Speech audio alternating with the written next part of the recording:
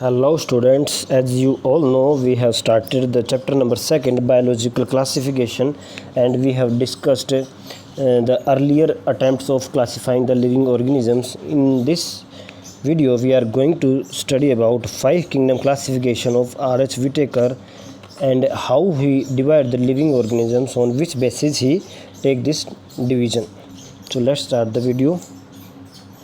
R.H. Whittaker in 1969 1969 के अंदर scientist थे R.H. विटेकर। इन्होंने एक 5 किंगडम क्लासिफिकेशन अप्रोच किया। एक इन्होंने क्लासिफाई किया 5 किंगडम क्लासिफिकेशन, जो मतलब जितने भी लिविंग है उसको 5 किंगडम्स के अंदर बांट दिया गया। जैसे कि हमने फर्स्ट चैप्टर में जाना होगा आपने, किंगडम, फाइलम और स्पीसीज़ वगैरह, तो इसी से संबंधित है। तो किंगडम्स जो बांटा गया उसके नाम थे Monera, Protista, fungi, Plantae and animalia. तो ये 5 जो है किंगडम के अंदर सभी लिविंग ऑर्गेनिजम्स को R.H. विटेकर ने बांटा। The main criteria for classification used by him include cell structure. तो इन्होंने क्या किया, मेन जो क्राइटेरिया रखा वो रखा सेल स्ट्रक्चर को, लेकिन इससे पहले जो किए गए थे वो ज़्यादातर किसके ऊपर थे, मोर्फोलॉजिकल कैरेक्टर्स पे। तो अभी जो कहाँ किया गया कि उसने सेल के स्ट्रक्चर को देखा, उसके बॉडी के ऑर्गेनाइजेशन को देखा, मोड ऑफ न्यूट्रिशन क्या है, रिप्रोडक्शन कैसे करते हैं वो, और फाइलोजेनेटिक रिलेशनशिप यानी इवोल्यूशनरी रिलेशनशिप्स, इवोल्यूशन के दौरान उनके क्या संबंध है, पहले उसके पूर्वज कौन है, क्या वो उनके पूर्वज कॉमन है। तो ये सब को बेसिस करके R.H. विटेकर ने 1969 में 5 किंगडम क्लासिफिकेशन दिया, जिसके अंदर 5 किंगडम बताए, Monera, Protista, fungi, Plantae and animalia. इसके बाद क्या हुआ, एक साइंटिस्ट थे कार्ल वूस, इन्होंने एक दिया था 3 डोमेन सिस्टम। तो 3 डोमेन सिस्टम के अंदर इन्होंने क्या किया था कि जो मोनेरा है इसको 2 डोमेन के अंदर बांट दिया। 2 के अंदर किसके अंदर, एक बैक्टीरिया के अंदर 2 होते हैं, एक आर्की बैक्टीरिया, या हम इसको आर्किया कह देते हैं, और एक यू बैक्टीरिया। इन्होंने क्या किया, 3 डोमेन बना दिए थे। 3 डोमेन्स के बारे में स्टडी किया, एक आर्किया, एक यू बैक्टीरिया, और एक होता है यू बैक्टीरिया के बाद होता है एनिमेलिया, या हम कहते हैं यूकैरियोट्स। उसके अंदर आपके 5 फिर से आ जाते हैं यही वाले,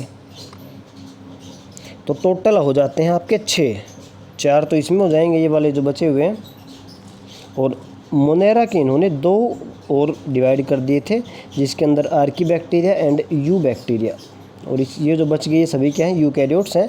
तो यूकैरियोट्स को फिर से इन्होंने 4 के अंदर बांट दिया, तो टोटल हो गए 6। तो 3 डोमेन सिस्टम कार्ल वूस ने दिया था, इन्होंने और 2 डोमेन्स को ऐड कर दिया था इसके अंदर। मोनेरा को डिवाइड करके इन्होंने आर्की बैक्टीरिया और यू बैक्टीरिया के अंदर डिवाइड कर दिया, और इसके बाद जो यूकैरियोटिक और किंगडम है उसके अंदर टोटल 4 और रह जाते हैं, तो टोटल 6 डोमेन का वो बन जाता है।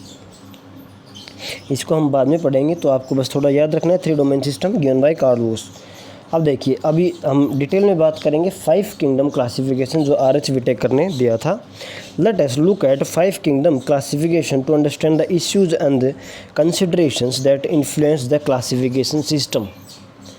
तो क्या किया था भाई, 5 किंगडम क्लासिफिकेशन को समझने की बात करते हैं कि कैसे उसको क्लासिफाई किया गया। देखिए, earlier classification systems included bacteria, blue green algae, fungi, mosses, ferns, gymnosperms and angiosperms under plants. तो जो शुरू में जो क्लासिफिकेशन की गई थी उसके अंदर ये जो जितने भी आपको लिविंग ऑर्गेनिजम्स बताए हैं, जिसके अंदर बैक्टीरिया हो गया, ब्लू ग्रीन एल्गी हो गई, फंजाई हो गए, मोस हो गए, फर्न हो गए, जिम्नोस्पर्म्स और एंजियोस्पर्म्स, सभी को एक एक कैटेगरी के अंदर रखा गया प्लांट के अंदर।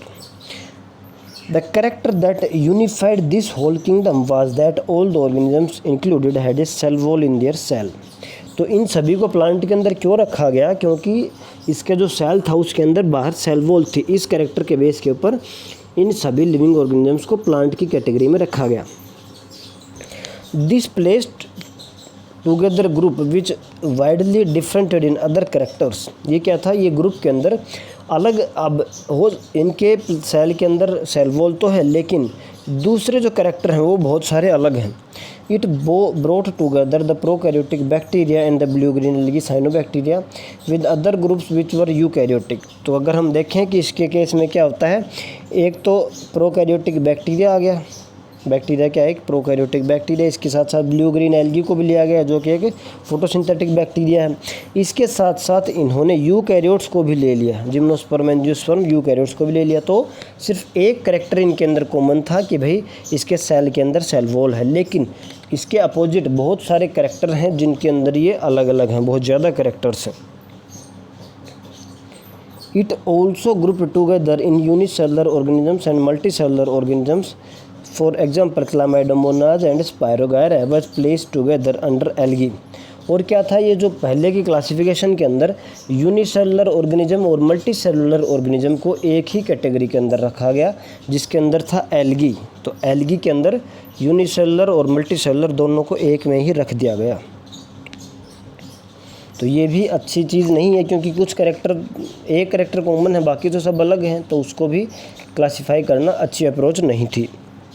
The classification did not differentiate between heterotrophic group fungi and autotrophic green plants, though they are also showed a character difference in their walls composition. देखिए क्या कह रहा है कि जो ये फंजाई है और जो ग्रीन प्लांट्स हैं इनको भी डिफ्रेंशिएट नहीं किया गया और इन्हीं को एक ग्रुप में रखा गया, बल्कि इसके तो सेल वॉल की जो फॉर्मेशन है सेल वॉल की इससे बनी होती है उसमें भी डिफरेंस है कंपोजिशन में। जैसे कि आपको बताया गया fungi had a chitin in their cell wall and green plants है सेलुलोजिक सेल वॉल। क्या कह रहा है, फंजाई जो है उसके अंदर जो सेल वॉल है वो काइटिन की बनी होती है, लेकिन जो ग्रीन प्लांट है उसके अंदर जो सेल वॉल है वो सेलुलोज की बनी होती है। तो इसके अंदर भी डिफरेंस है, लेकिन इसको सेम ग्रुप में रखा गया। When such characteristics are considered, the fungi were placed in separate kingdom called kingdom fungi। तो ऐसे फीचर्स को देखा गया तो फंजाई के लिए एक अलग किंगडम बना दिया गया बाद में आर.एच. विटेकर के द्वारा, जिसको कहा kingdom fungi. All prokaryotic organisms verge grouped together under kingdom Monera. तो जितने भी प्रोकैरियोट्स हैं, जो भी प्रोकैरियोटिक ऑर्गेनिज्म हैं, उनको मोनेरा किंगडम के अंदर रखा गया। And the unicellular eukaryotic organisms were placed in protista. तो जो भी यूकैरियोट्स हैं और जो यूनिसेलुलर हैं उनको प्रोटिस्टा के अंदर रखा गया। Kingdom Protista has brought together Chlamydomonas Chlorella with Paramecium and Amoeba. देखिए ये क्या कह रहा है, प्रोटिस्टा के अंदर क्लामाइडोमोनास आ गया, क्लोरिला आ गया, जो कि पहले एल्गी के अंदर रखा गया था, और पैरामीशियम एंड अमीबा आ गया जो कि पहले एनिमेलिया किंगडम के अंदर रखा गया था और उनके पास सेल वॉल नहीं थी। तो ये काफ़ी चेंज किया गया है प्रोटिस्टा के अंदर भी। कौन से लेकर आए हैं, ऐसे यूकैरियोटिक ऑर्गेनिज्म जो कि यूनिसेलुलर हैं। It has put together organisms which in earlier classification were placed in different kingdoms. तो इसमें क्या किया गया है, ऐसे ऑर्गेनिजम्स को रखा गया है जो कि पहले की क्लासिफिकेशन में कुछ अलग किंगडम के अंदर रखे गए थे। This happened because the criteria for the classification is change. तो ये क्यों हुआ आपसे पूछा जाए, क्योंकि जो क्लासिफिकेशन की जो क्राइटेरिया है, जो कंडीशन है, जो बेसिस है, वो चेंज हो चुका है।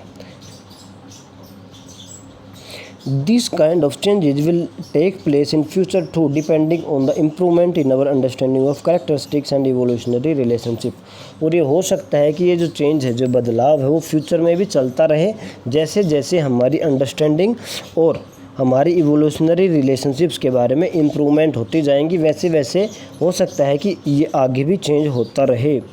Over time an attempt has made to evolve a classification system which reflects not only the morphological, physiological and reproductive similarities but also phylogenetic, यानी बेस्ड ऑन इवोल्यूशनरी रिलेशनशिप। तो ये क्या कह रहा है कि भैया ऐसे अटैम्प्ट होते रहने चाहिए जिसके अंदर सिर्फ मॉर्फोलॉजिकल और फिजियोलॉजिकल और रिप्रोडक्टिव सिमिलरिटीज़ को ना देखा जाए कि भाई ऑर्गेनिज्म की मॉर्फोलॉजी कैसे बाहर से देखने में कैसा है, फिजियोलॉजी क्या है, उसके अंदर के कौन कौन से सिस्टम है, रिप्रोडक्शन कैसे करता है, इन सब चीज़ों के देखने के साथ साथ उसकी फाइलोजेनेटिक स्टडी भी करनी है। फाइलोजेनेटिक मतलब इवोल्यूशनरी रिलेशनशिप्स निकालने हैं कि भाई उसके पहले जो एंसेस्टर्स थे वो कैसे थे और इसके कैसे हैं, उसमें भी सिमिलरिटी जो डिसिमिलरिटी करनी है। एंसेस्टर्स कॉमन तो नहीं थे, कहाँ से इसके पूर्वज आए हैं, उनका ओरिजिन क्या है, तो ये सब भी हमें देखना होता है क्लासिफिकेशन करने के दौरान। In this chapter we will study characteristics of kingdom Monera, Protista, fungi of Whittaker system classification. तो इसके अंदर हम मोनेरा, प्रोटिस्ट और फंजाई के बारे में पढ़ेंगे। और जो ये प्लांट और एनिमल हैं उसको अलग चैप्टर्स हैं आपके, जिसको नाम दिया गया है plant kingdom and animal kingdom, जिसको कि चैप्टर नंबर 3 और 4 के अंदर आप पढ़ेंगे। तो नेक्स्ट वीडियो में हम स्टार्ट करेंगे with the topic kingdom Monera.